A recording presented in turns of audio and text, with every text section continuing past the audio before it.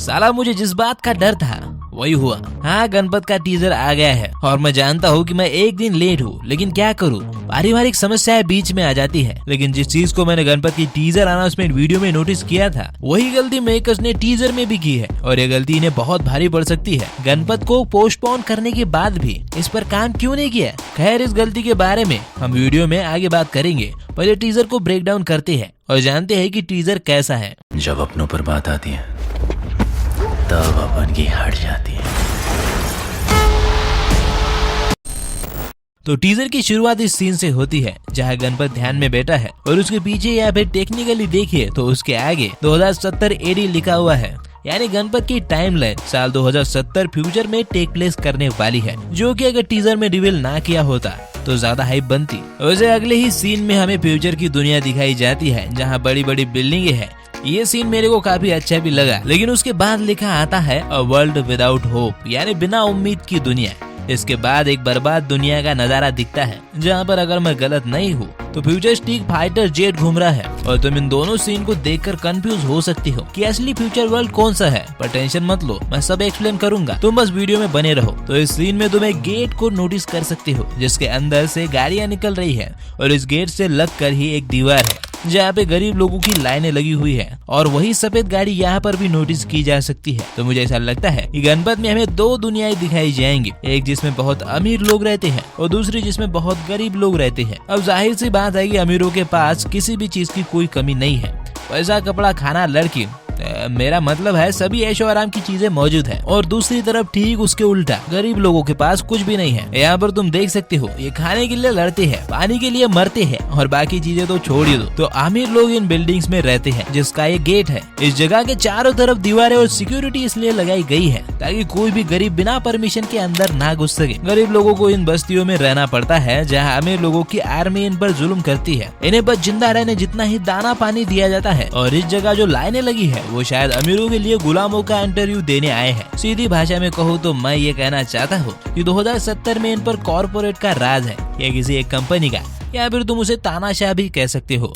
इसलिए यहाँ पर बिना दया की दुनिया लिखा है। अब वैसे तो टीजर में बिना उम्मीद की दुनिया भी लिखा गया है, लेकिन लोग अब भी भगवान में मानते हैं, यानी इनमें होप जिंदा है। और वैसे भी टीजर को देखकर लग रहा है कि इंडियन माइथोलॉजी का इसमें काफी ज्यादा यूज होने वाला है, स्पेशली गणेश भगवान का। जिस तरह से अमिताभ बच्चन योद्धा कहते हैं, ऐसा लगता है कि टाइगर श्रॉफ इसमें अवतार की तरह दिखेंगे। शायद उनके पास भगवान गणेश की कोई सुपर पावर भी हो सकती है या फिर वो उनका ही अवतार हो, मुझे नहीं पता, ऐसा कुछ भी हो सकता है क्योंकि उनको ध्यान करते हुए भी तुम देख सकते हो। फिल्म का नाम गणपत रखना, टीजर के लास्ट में आसमान में भगवान गणेश को दिखाना, ये सभी चीजें तो उसी तरफ इशारा कर रही है। तो देखते हैं मेकर्स इस चीज का कितना अच्छा यूज कर पाते हैं। टाइगर को टीजर में इन दोनों दुनियाओं में दिखाया गया है जहाँ वो बस्ती में भी फाइट कर रहे हैं और अमीरों के इतने बड़े इंटरनेशनल रिंग में भी। तो ऐसा हो सकता है कि पहले वो गरीबों के जॉन सीना होंगे जिनकी फाइट को देखते हुए ये तानाशाह उन अमीरों का रोमेंस रेंज बनने का मौका देगा। और तुमको तो पता है टाइगर को बाकी कुछ आता हो या ना हो, फाइटिंग में इनका कोई मुकाबला नहीं है। क्या अबे मैंने कब कहा कि टाइगर को एक्टिंग नहीं आती? खैर ये कहने की बात तो नहीं है, तेरा तो गेम बजाना पड़ेगा। तो यहाँ पर तुम ये रोबोटिक चीता या फिर टाइगर जो भी हो देख सकते हो, यानी कि एआई को लेकर भी मूवी में हमें बहुत कुछ दिखाया जाएगा शायद। पर ये जो बंदा या बंदी क्रिश 4 का क्रिश बनकर इधर खड़ा है, शायद ये वही तानाशाह हो जिसकी हमने बात की थी। और उसके आगे तुम वो जगमगाती दुनिया भी देख सकती हो जो कि इस गेट के अंदर बंद है और गरीबों का यहाँ आना सख्त मना है। वैसे इस बिल्डिंग पर रोबोट का वीडियो भी चल रहा है। खैर इस सीन में तुम वही टूटी हुई बिल्डिंग्स देख सकते हो जो मुझे लग रहा है मैंने पहले भी कहीं देखी है। कहा वो तो तुम्हें आगे पता चल ही जाएगा। वैसे ये फाइट सीन हम पहले भी एक अनाउंसमेंट वीडियो में देख चुके हैं और उस समय पर मुझे लगा था कि ये शायद फिल्म में नहीं दिखाया जाएगा, लेकिन अब जब ये टीजर में है तो दिखेगा ही। पर अगर तुम कृति का ये फाइट सीक्वेंस ध्यान से देखोगे तो ये पता चलेगा कि ये जगह और ये लोग वही है जो यहाँ है, यानी कि बेटेलाल हीरोइन एक्शन करते करते गुंडों में फंस जाएगी और गुंडों में फंसी रसिया को हीरो बचाएगा और फिर ये दोनों पेड़ के पीछे जाकर गाना गाएंगे। नहीं, फ्यूचर में तो पेड़ भी नहीं होंगे। अपने पुष्पा भाव जैसे लोगों ने तब तक झाड़ों की माँ की आंख मार दी होगी, इसीलिए तो हर तरफ ड्यून वाले रेगिस्तानी दिख रहे हैं। वैसे बच्चन साहब शायद एक फाइट मास्टर है क्योंकि वो रिंग में खड़े हैं और प्रे कर रहे हैं कि उनका योद्धा आ जाए।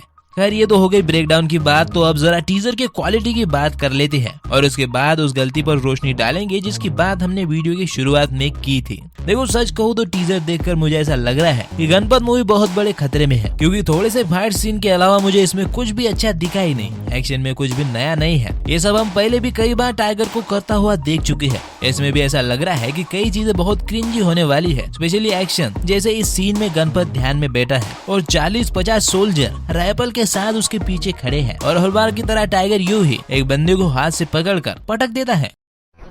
बंद करो हाथ जोड़ के। मैं अरे गन में गोलियां डालना भूल गए क्या? चलाओगे कब? चलो ये भी ठीक है, लेकिन उसके बाद 30-40 बंदों पे अपना टाइगर अकेले घुसे से हमला कर देता है और यहाँ से उठकर इन पर हमला करने तक ये चुपचाप खड़े हैं। क्या गुंडा बनेगा रे तू?